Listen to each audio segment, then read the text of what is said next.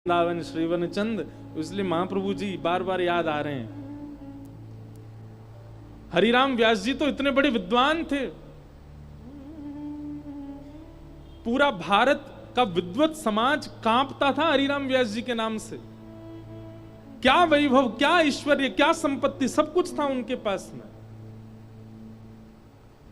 केवल एक दिन ओरछा में बैठे बैठे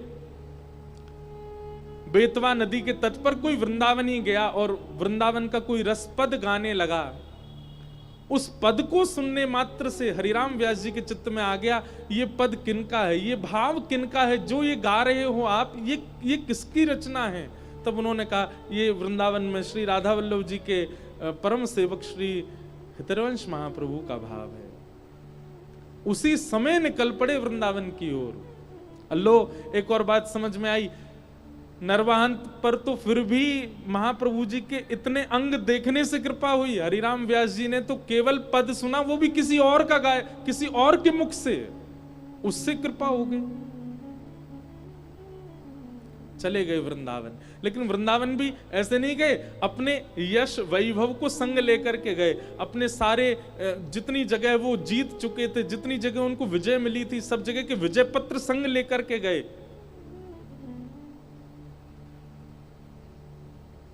राधा वल्लभ जी के मंदिर में जाकर के केवल प्रार्थना की कि मुझे महाप्रभु जी से मिलना है।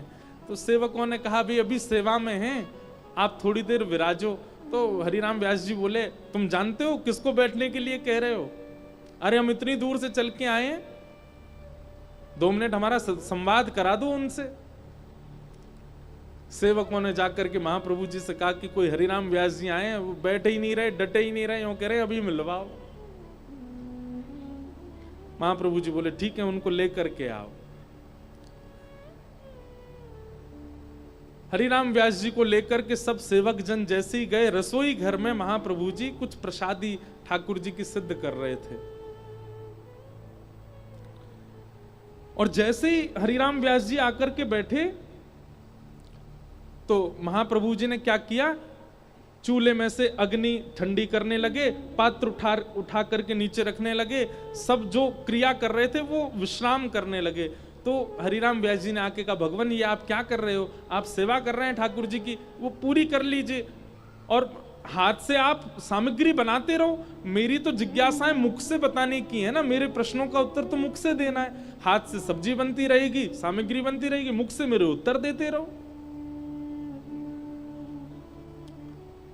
उसके बाद जो महाप्रभु जी ने उत्तर दिया, उसी से ही हरिराम व्यास जी का जीवन परिवर्तित। एक वाक्य में महाप्रभु जी कहते हैं, व्यास जी आपके लिए मुख से उत्तर देना और हाथ से सामग्री बनाना, ये 2 काम हो सकते हैं, पर मेरे लिए सामग्री सिद्ध करना ठाकुर जी की सेवा है। और मैं सामग्री सिद्ध केवल हाथ से नहीं करता, मन से भी करूंगा, बुद्धि से भी करूंगा, नेत्रों से भी करूंगा, ठाकुर जी की सेवा के लिए। ऐसा नहीं है कि केवल हाथ वहां चल रहे हैं, बुद्धि कहीं है, मन कहीं है।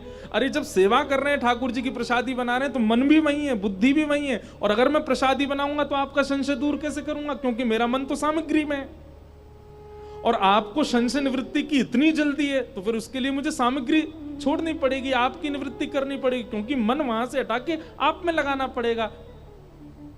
आपके प्रश्न का उत्तर देना ये मन के काम है, और सेवा करना भी मन का काम है, पर आपके लिए अलग है। आपके लिए प्रसादी बनाना हाथ का काम है, उत्तर देना मन का काम है, पर मेरे लिए प्रसादी बनाना भी मन का काम है, इसलिए मुझे मन एक तरफ से हटाना पड़ेगा। हरिराम व्यास जी हाथ जोड़ लिए, बोले बस मेरे सारे प्रश्न खत्म हो गए, अब कुछ नहीं पूछना मुझे। चरणों में प्रणाम किया, बोले कि जीवन भर निकल गया मुझे विद्वत्ता करते करते, ग्रंथों को पढ़ते पढ़ते, लेकिन आज तक ऐसा प्रत्युत्तर नहीं मिला। आपने मेरा भेद खोल दिया कि तन की क्रिया मन की क्रिया अलग है, तो इसका मतलब है हम संसारी हैं, पर जहां तन है वहीं मन है, इसका मतलब हम भगवदीय हैं। मेरे को मेरा उत्तर मिल गया। कितना अच्छा सूत्र है। हम लोग भी ऐसे करते हैं, हाथ से सेवा करते जा रहे हैं ठाकुर जी की, और सेवा करते करते किसी को कह, हाँ भाई सुन, मैं जल्दी सेवा कर रहा हूं, चाय बना दियो। इसका मतलब क्या, मन वहां भी है। जब भगवत सेवा है तो उस समय भगवत सेवा है, उस समय मन आपका कहीं नहीं जाना चाहिए। और यदि मन उस समय कहीं और जा रहा है तो इसका मतलब है कि सेवा ठाकुर जी स्वीकार नहीं कर रहे हैं। सेवा तन से नहीं, हाथ से नहीं, मुख से नहीं, नेत्रों से नहीं, मन से होती है, और मन एक ही जगह रहता है। गोपियां कहती हैं ब्रज की, एक हतो सो गयो श्याम संग, को राधे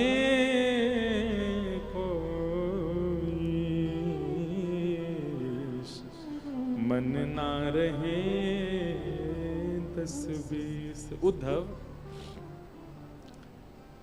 तुम कह रहे हो कि हम अपना मन कहीं और लगा लें कृष्ण को छोड़ करके? कोई 10-5 मन है क्या हमारे पास कि एक कृष्ण में लगा लें, एक घर में लगा लें, एक परिवार में लगा लें, एक पति में लगा लें, एक बच्चों में? एक ही मन है हमारे पास। और एक हतो सो गयो श्याम संग। श्री कृष्ण मथुरा गए तो मन भी हमारा उन्हीं के संग चला गया, कैसे कहीं और लगा लें हम? मन ना रहे 10-20, ये एक स्थिति है।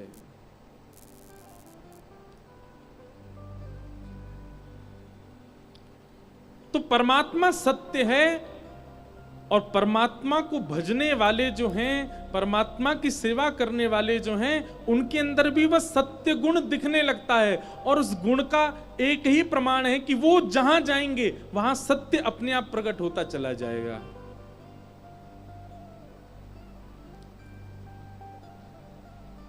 पहला रूप भगवान का सत्य, दूसरा रूप भगवान का चैतन्य। चैतन्य का मतलब ठाकुर जी जड़ नहीं है। मैं कथा में एक बात कहता हूं, कोई कहते हैं ब्लैक मार्बल के ठाकुर जी हैं, कोई कहते हैं अष्ट धातु के ठाकुर जी हैं, कोई कहते हैं चांदी के ठाकुर जी हैं, कोई कहते हैं स्वर्ण के ठाकुर जी हैं, कोई कहते हैं फलाने पत्थर के ठाकुर जी हैं। नहीं, ठाकुर जी जड़ नहीं है। ये जड़त्व तो हमारे लिए एक चुनौती है। और वो चुनौती कैसी है? ठाकुर जी जड़ रूप में हमारे पास आकर के हमें चुनौती देते हैं, यदि तुम्हारे प्रेम में सामर्थ्य हो, तुम्हारे भाव में सामर्थ्य हो, तुम्हारी भक्ति में सामर्थ्य हो, तुम्हारी सेवा में सामर्थ्य हो, तो मैं आया हूं जड़ बन के, तुम चैतन्य बना के दिखाओ। मेरी भुजा तो ऐसे ही रहेंगी, लेकिन तुम अपने भाव से इनको सीधी करके दिखाओ। मैं तो त्रिभंग लली ही हूं, लेकिन तुम अपने भाव से कभी बैठा के दिखाओ।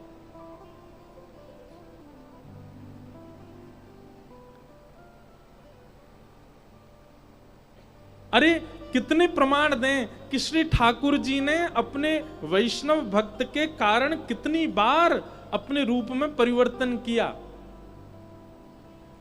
श्री हरिराम व्यास जी के चरित्र में आता है कि हरिराम व्यास जी के श्री जुगल किशोर जी, उनके लिए कोई वंशी लेकर के आया, तो जुगल किशोर जी को वंशी जैसे ही पधराने लगे व्यास जी, तो वंशी थोड़ी बड़ी थी, ठाकुर जी के हस्तकमल में आ नहीं रही थी। तो व्यास जी ने थोड़ा सा श्रम किया तो श्री ठाकुर जी के अंग में से रक्त प्रवाहित होने लग गया, श्री जुगल किशोर जी के। हरिराम व्यास जी को बहुत बहुत मन में पीड़ा होने लगी, तुरंत चरणों में प्रणाम किया, जय जय क्षमा कर दो। अरे मैंने क्यों ऐसी भावना रखी कि आप जड़ हो? मैं क्यों भूल गया कि आप तो साक्षात चैतन्य हो? मैंने आपके हस्त कमल में पीड़ा दे दी ठाकुर जी, मोसो अपराध बन गए हो। और हरिराम व्यास जी उसी समय अपने पुत्र को सेवा में करके और निकल पड़े वृंदावन की परिक्रमा में। सूर्य उदय से सूर्यास्त तक केवल परिक्रमा करूंगा, या को अपराध को प्रायश्चित करूंगा, मैंने ठाकुर जी को श्रम कर दियो। हरिराम व्यास जी परिक्रमा करके रात्रि में जैसे ही वापस आए और शयन में आकर के जुगल किशोर जी का दर्शन किया, तो जुगल किशोर जी वही वंशी धारण करके खड़े थे जो सुबह आ ही नहीं रही थी हाथ में। हरिराम व्यास जी ने अपने पुत्र को बुला करके पूछा, ये वंशी तो ठाकुर जी के नाप की थी नहीं, ठाकुर जी के हस्तकल में समय आ नहीं रही थी, ये कैसे आ गई? पुत्र ने तुरंत जुगल किशोर जी के पास जाकर के और पिताजी से कही, पिताजी आप कैसे कह रहे हो जी वंशी ठाकुर जी के नाप की नहीं है, देखो ये तो बड़ी सहजता से बाहर आ रही है, बड़ी सहजता से ठाकुर जी धारण कर रहे हैं। तभी हरिराम व्यास जी ने स्नान आदि करके भीतर मंदिर में जाके देखी कि वंशी तो उसी आकृति की है, पर श्री जुगल किशोर जी ने अपने हाथ बड़े कर लिए ताकि वो वंशी आ जाए। ठाकुर जी चैतन्य है, जड़ नहीं है।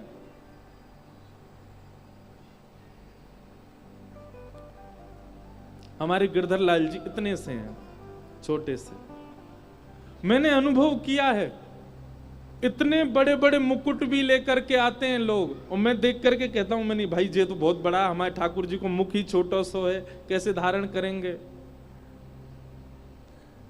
सामने वाले जो भाव उनका वैष्णव थे वो बड़े भावुक हो गए, बोले महाराज जी हम तो बड़े भाव से लाए थे, आप प्लीज इसको स्वीकार करो। मैंने कि कल श्रृंगार करेंगे तो देखेंगे। पतो ना है जन लाला ने कहा कियो मुकुट छोटो कर लियो कि जन अपनो मूड बड़ो कर लियो, खूब प्रेम से धारण कर लिया, और वो लगे कि ये ठाकुर जी के लिए ही बना है। उसका जो टिपारा था वो तो बहुत बड़ा है, अभी भी ठाकुर जी पहनते हैं कभी कभी, पर वो ऐसे विराजमान हुआ जैसे कि बिल्कुल इन्हीं के सर के नाप को ही है। ठाकुर जी जड़ नहीं है, चैतन्य है। अनुभव करो अपने ठाकुर जी के साथ।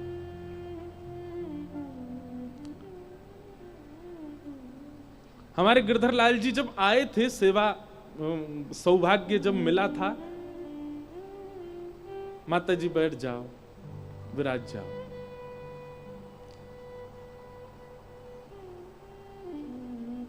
तब ठाकुर जी को इतनी इतनी पोशाक पहनाते, वो भी बड़ी लगती थी। अब इतनी बड़ी भी पहन लेते तो भी छोटी लगती है। पता नहीं कैसे रूप धारण करते हैं, कैसे आकृति बना लेते हैं। हमने तो बहुत अनुभव किया है कि श्री ठाकुर जी परम चैतन्य हैं।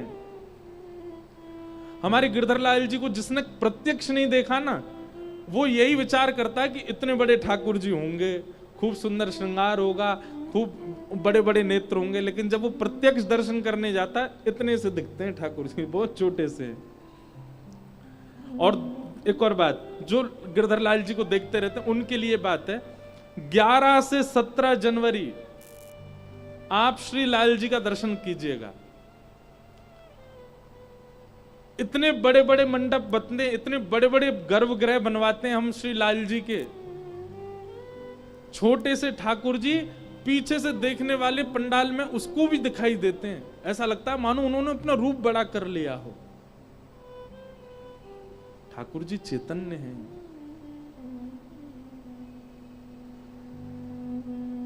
और आपने जड़ मान ही रखे हैं। आपके मन में ये भावना है कि जड़ भाव है, कि ये तो पाषाण ही है, तो वो पाषाण की तरह ही रहते हैं। फिर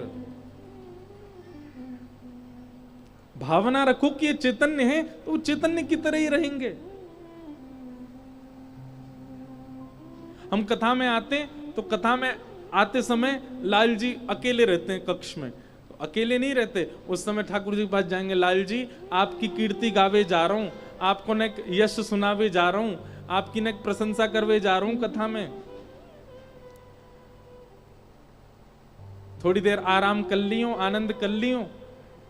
पर हमें पता है ऐसी भावना कितनी बार आई है कि ऐसा लगता है कि जैसे ही हम कथा करने के लिए आते हैं, श्री ठाकुर जी परम चैतन्य हो जाते हैं और बिस्तर पर जाके खूब कूदते होंगे, तकिया पे लौट जाते होंगे, फ्रिज खोल के देखते होंगे काका धरो यहाँ पे, मधुमंगल श्रीदामा सुबल तोक सब उनको बुला लेते होंगे, ले भैया उड़ाओ सबरे धुआंधार। कितनी बार ऐसा अनुभव हुआ है कि वो चैतन्य है। मीराबाई का ये पद बहुत सुंदर लगता है। ओ माई रे मायरी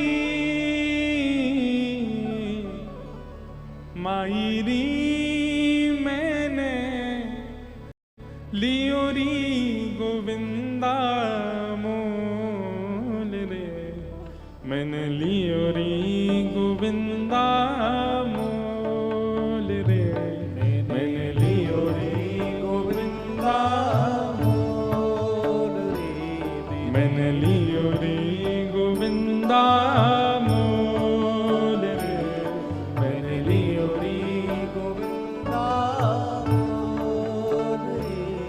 मायरी मायरी मायरी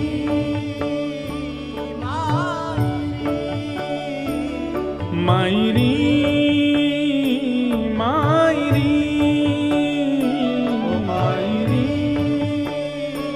मायरी ओ मायरी मैंने लियो रे गोविंदा मोल रे, मैंने लियो रे गोविंदा मोल रे, मैंने लियो रे गोविंदा मोल रे, तो मैंने लियो रे गोविंदा मोल रे, मैंने लियो रे गोविंदा। मीराबाई कहती है, कोई कहे कारो कोई कहे गोरो, कोई कहे कारो कोई कहे गोरो, कोई कहे कारो कोई कहे गोरो, कोई कहे कारो कोई कहे गोरो, ए कोई कहे कारो कोई कहे गोरो, एक ताल बजा के गाओ। हाँ कोई कहे कारो कोई कहे गोरो, कोई कहे कारो कोई कहे गोरो, ओ मायरी मायरी ओ मायरी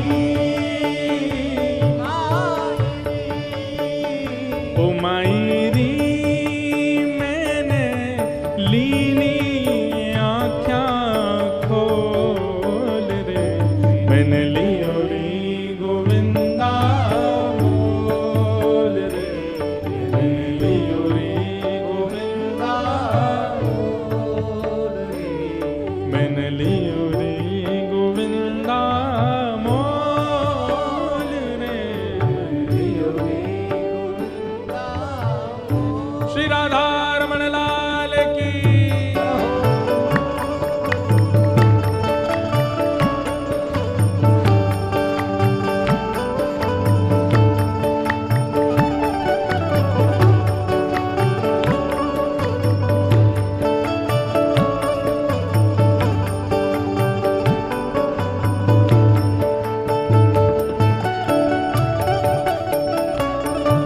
श्री राधा रमण लाल की।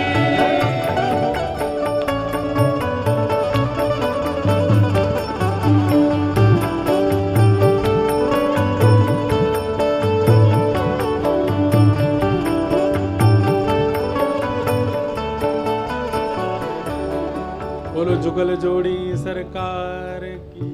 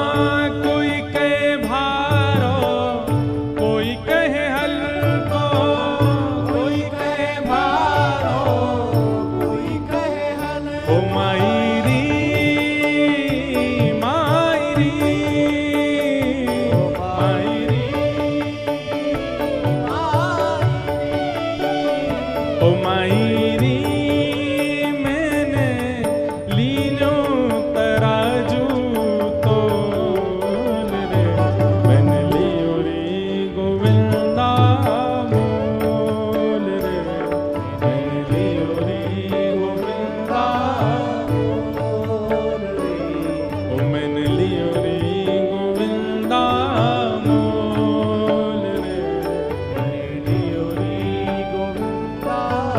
और सबसे विशेष बात, कोई कहे सस्तो कोई कहे महंगो, कोई कहे सस्तो कोई कहे महंगो, कोई कहे सस्तो कोई कहे महंगो, कोई कहे सस्तो कोई कहे महंगो। ओ मायरी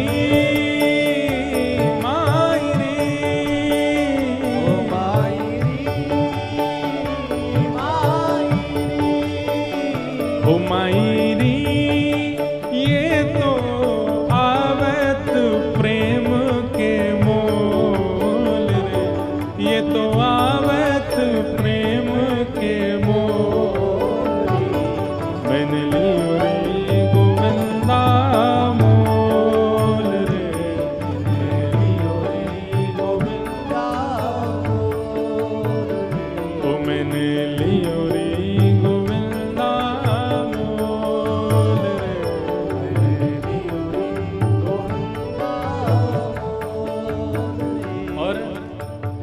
मीराबाई कहती हैं जिनके भी घर पे ठाकुर जी की मधुर सेवा विराज रही है, एक तो है कि घर पे केवल पूजा के लिए ठाकुर जी रखे हुए हैं कोने में, लेकिन एक है कि घर वाले बैठे कोने में, पूरे घर में राज है ठाकुर जी का। ऐसे घर देखे हैं आपने? हमने अधिकतर घर कैसे देखे हैं? पूरे घर में घर वाले, ठाकुर जी बैठे कोने में, छोटी सी जगह अलमारी में बैठे हैं। पर कई घर कैसे हैं, घर वाले हैं कोने में, पूरे घर में राज है ठाकुर जी का। और हम और किसी की नहीं कह रहे, हमारे घर ही आके देखना आप, ठाकुर जी कैसे ठाट में विराजते हैं। और भी जहां रुके हुए वहां देखो कैसे ठाट में, पूरे घर पूरा वो फ्लोर ही ठाकुर जी ने अपना ही बना रखो है। ऐसे ही होना चाहिए। लेकिन याद रखना, जिनके घर पे ठाकुर जी कोने में बैठे हैं, इसका मतलब है वो केवल पुण्य के लिए ठाकुर जी को, अपनी कामनाओं के लिए ठाकुर जी की सेवा कर रहे हैं। पर जहां घर वाले कोने में बैठे हैं, ठाकुर जी पूरे राज ठाट से, भोजन किसकी प्रिय का बनेगा? ठाकुर जी को जो प्रिय लगे वो बनेगा। घर में क्या होगा? ठाकुर जी को जो प्रिय है वो होगा। ऐसी भावनाएं जिनकी हैं, ऐसी प्रेम लक्षणा भक्ति जिनके घर पर हो रही है, वो निश्चित हमारी बात को भले ही मत मानना, मीराबाई की बात को प्रमाणित मान लेना, वो पूर्व जन्म के कोई ठाकुर जी की कोई सखा या कोई गोपी ही हैं। कोई किंचित अपराध बन गया जिसके कारण मानव बन के उनको आना पड़ा, नहीं तो वो पूर्व जन्म से संबंधी हैं ठाकुर जी के। तभी ठाकुर जी को अपने सिर पे बैठा के रखा उन्होंने। हमारे माई श्यामाजू को राज, किशोरी जी को राज चल रहा महाराज। मीरा के प्रभु गिरधर नागर, मीरा के प्रभु गिरधर नागर, मीरा के प्रभु गिरधर नागर, मीरा के प्रभु गिरधर नागर, हे गिरधर नागर नटवर नागर, गिरधर नागर नटवर नागर, गिरधर नागर नटवर नागर, गिरधर नागर नटवर नागर, मीरा के प्रभु गिरधर नागर, मीरा के प्रभु गिरधर नागर। ये तो पूरब, ये तो पूरब, ये तो पूरब जन्म को मेल रे, मैंने लियो रे गोविंदा मोल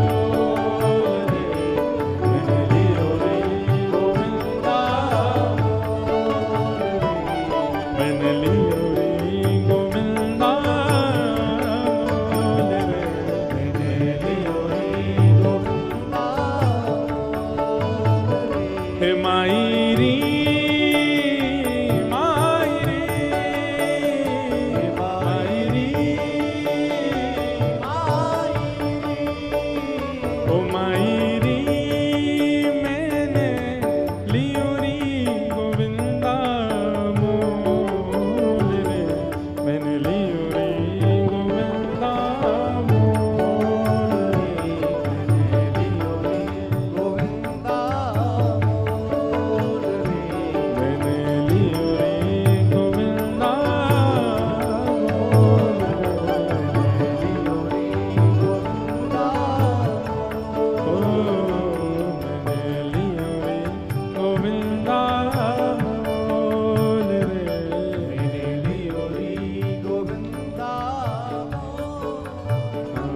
मैंने